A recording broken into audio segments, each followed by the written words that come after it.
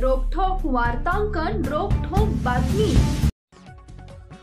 राज्यातील सत्ताधारी शिवसेना भाजप आघाडीत मुख्यमंत्री देवेंद्र फडणवीस आणि उपमुख्यमंत्री एकनाथ शिंदे यांच्यात नाराजीची ठिणगी पडल्याची माहिती सूत्रांकडून मिळते।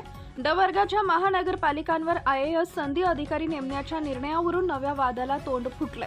आतापर्यंत या पालिकांवर बिगर सनदी अधिकारी म्हणजे स्थानिक पातळीवरील अधिकारी नेमले जात होते, मात्र आता मुख्यमंत्री फडणवीस यांनी या महापालिकांवर IAS अधिकाऱ्यांची नियुक्ती करण्याचे आदेश दिले। या निर्णयामुळे नगर विकास विभागाच्या कारभारात फडणवीस यांचा थेट हस्तक्षेप वाढला असून शिंदे गटामध्ये नाराजीचं वातावरण आहे।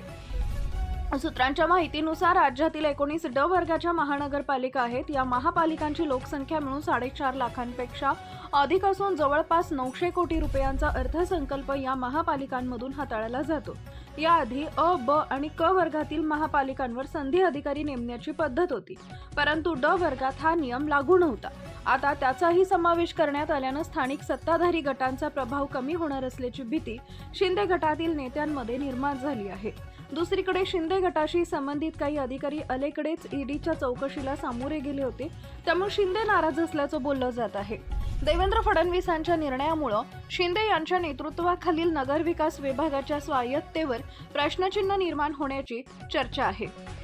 एकनाथ शिंदेंच्या नाराजीचं नाट्य केवळ सरकारपुरतं मर्यादित नसून त्यांच्या शिवसेनेतही उघडपणे दिसू लागलं आहे। त्यांच्या मुंबई महापालिकेच्या निवडणुकांच्या पार्श्वभूमीवर शिंदे गटानं विभाग प्रमुखांची नेमणूक केली, मात्र या नियुक्त्यांवरून पक्षात मोठं नाराजीचं वादळ उठलंय। पश्चिम उपनगरामध्ये अनेक इच्छुकांना संधी न मिळाल्यानं तणाव निर्माण झाला, तर आता दक्षिण मुंबईतही नाराजी उफाळून आली आहे।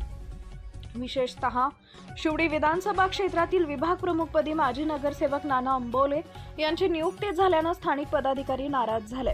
5 शाखांपैकी 4 शाखा प्रमुखांसह अनेक पदाधिकारी राजीनामा देण्याच्या तयारीत असल्याचं वृत्त आहे। महाराष्ट्रातील महत्त्वाच्या आणि ताज्या बातम्या पाहण्यासाठी आमच्या जय हो न्यूज चॅनलला सबस्क्राईब करा आणि बेल आयकॉन प्रेस करा।